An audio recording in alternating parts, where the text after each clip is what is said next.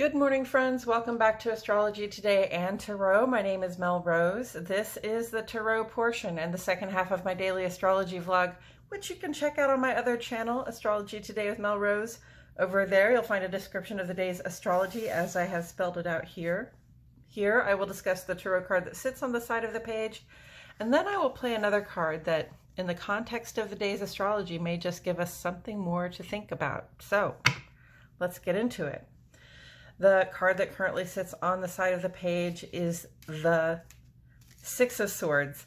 And the Six of Swords is here because it corresponds in astrology with the second 10 days or the second decan of the sun's transit here in the land of Aquarius. Now, Aquarius is an air sign, and swords in tarot represent air element symbolism. And air element symbolism is very much about the intellect, our rational, logical mind, how and what we think, how and what we plan, and how and what we communicate, okay? With the caveat in tarot, you know, like the sword of truth is the representation here. The sword of truth is a double-edged sword. It cuts both ways, so we can use it to help or to do harm. So we find ourselves in a situation with the Six of Swords where somebody is in retreat. They're taking their plans and they're going elsewhere with a little help from a friend, right? So this is definitely a card about being in transition. It's about leaving something behind and moving on. Really, if we put it in the context with the Five of Swords before it, you can see that perhaps there was a battle, perhaps, the input we tried to give to a situation wasn't received or accepted. Perhaps, we weren't being represented very well in the situation we were in before, or we just found it, to be toxic or harmful or simply something that isn't working for us, right? So it's time to move on. We have initiated this journey, and it can be a physical journey away, or it can be just a journey of the heart and the mind to create some distance, right? From things in the past that have hurt us or made us feel sad or just made us feel like, this is not where I belong. Okay, so, and this is a journey that's necessary for our own progress. We're leaving a painful place behind, and we're moving on to a distant environment that promises more potential, more emotional calm, and sort of a chance to sort of reassess our own thoughts, plans, and communications, and sort of how we engage, how we collaborate with others as well. Okay, and with that said, turning over this card, woof, woof, the Tower. Dun, dun, dun. Okay, so, people think of the Tower as a really scary card because it really indicates sort of a big, abrupt change and perhaps some unexpected change. And it's really an indicator that really no matter how good you are, no matter how hard you try, no matter how no matter even if you do every single thing right, sometimes crap occurs and things fall apart, and we have to again move away from a situation or perhaps risk getting destroyed by it, right? So, whether that's a big, phenomenal, negative thing that happens, or just something that is surprising, that changes our perspective and causes us to be like, oh no, that's not going to work, I'm moving in this direction. We don't have to, it doesn't have to be a complete catastrophe or disaster. And one piece of guidance I always get is, especially if you sort of see that coming, I always guide people when I see this card to pay attention to their spidey senses, right? And what I mean by that is, if you were young and you ever went to a party and you realized the party was getting way out of control and you were like, we got to get out of here, right? And as soon as you are driving down the road to leave the party or walking down the road to leave the party, here come the police to the party, right? It's gotten out of hand, it's gotten too loud, and we got out just in time not to get in trouble, right? So the person you want to be in the Tower card is not one of these people falling out of the tower, right? Somebody built a structure they thought would last for a long time, and no matter how good they did it doing that, something just happened to make it not a habitable place anymore. But if you've got that spidey sense, and if you are paying attention to the vibes, and I'm going to say that this is especially coming up in the social life, the work life, the civic life, if you're paying attention to that, then you can create some distance on your own. You want to be the person out here who's watching this scene unfold, okay? You want to put this behind you, or at least put a good distance, a buffer in between you and this situation, so that you can be less affected if it is some sort of disaster or catastrophe, right? Foresight gives us the power to not be as strongly affected by something, that's going to unfold or unravel anyway. So that's the Tower. Where do we see the Tower here on the page? Well, honestly, it's a day for possible Tower moments, and that is here with the Sun square to Uranus here, which comes up this evening at 8:50. But you have to understand that these aspects spend some time culminating. So we've been living with its vibration for a little bit. It's just coming to its strongest. It's going to be at its strongest today and tomorrow, and then it's going to stick with us again until about the 10th of February. Okay, but this is very much a vibe that, like, when we go out into the world, when we go to our social spaces, when we go to our work spaces, when we go out into the civic life, we like to think that we understand what's going to happen. We like to feel like we know what's going to happen there. But, the problem with that is that we're out here with a bunch of other people who are following their own purposes and doing their own thing and having their own lives and dramas, right?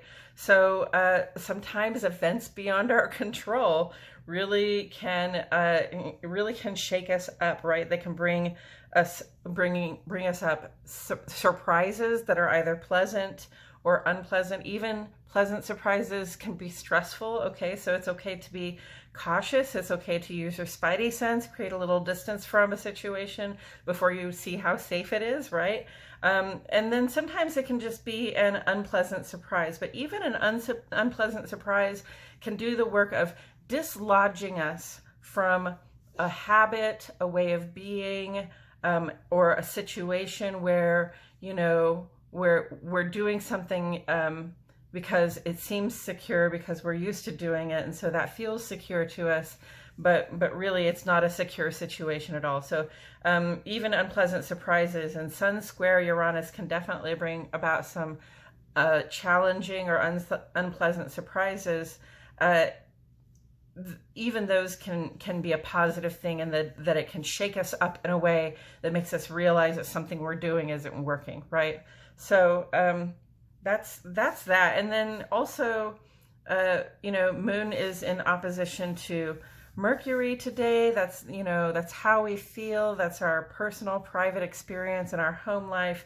And so, it can be a really good day to talk to somebody or write down how it is that you're feeling, but understand that your judgment can be a little bit clouded, right? We're not very objective. We can allow prejudice to creep in.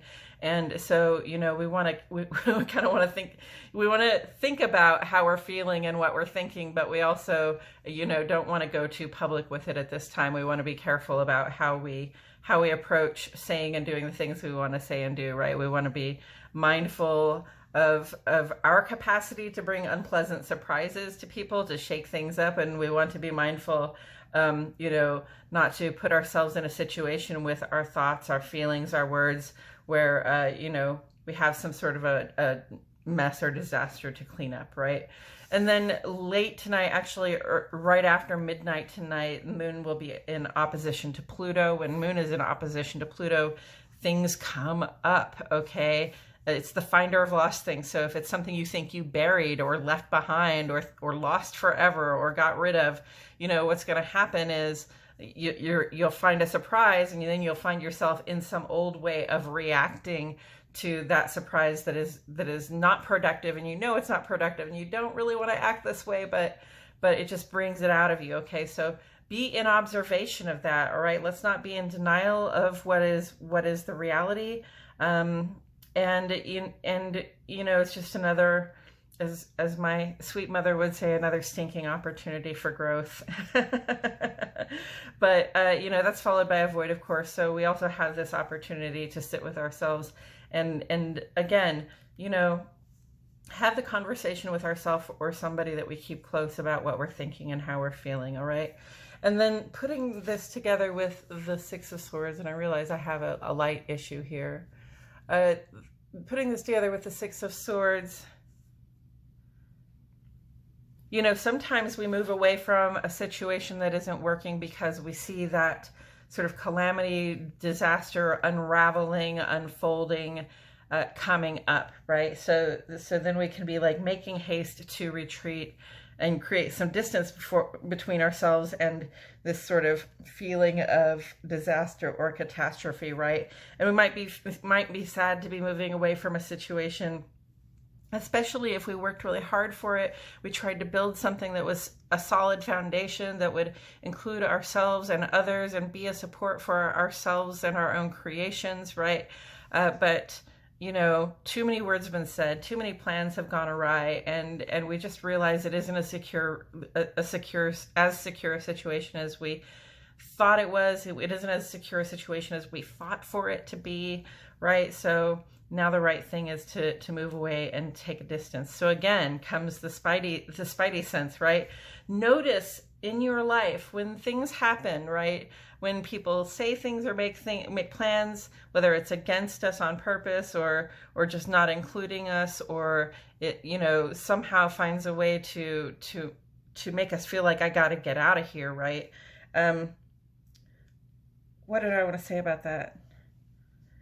Just notice. I guess what I'm saying is just notice when those things come up. When, you know, when you say something and it's not being heard or received, when you share a plan, when you try to collaborate and you're not being included, okay? Your input is not being included or even, you know, respected or even, you know, like received, then go ahead and take that as your clue to move ahead, right? To go ahead and move on with your life, to get free of this situation where your input is not being respected, because you know, unfortunately, when we surround ourselves with people who can't respect other people's input, we sometimes find ourselves in these situations where things are going to fall apart anyway, right? So like, have a little foresight, have a little presence of mind to say, this is not working right now, and I'm not going to sit here and plug away at a place where my voice is not heard, all right? Because if I'm going to sit here and plug away in a place where my voice is not being heard, it's almost like co-signing the fact that people aren't going to hear me, but I'm going to work anyway, right? People aren't going to respect me, but I'm going to give to the situation anyway, right? That's not the way to be, okay? We don't give to situations that don't support us. We don't give to situations where people are not respectful of us. We have to move on and find another situation to give to that is more supportive and respectful of our input, our plans, our thoughts, our ideas, the way we communicate, and the things we're trying to build in the world. Yeah, I believe that's all I have to say about it today, friends. Thank you so much for joining me. I truly appreciate your presence here. My name is Mel Rose, and I'll see you all back here tomorrow for more Astrology Today and Tarot.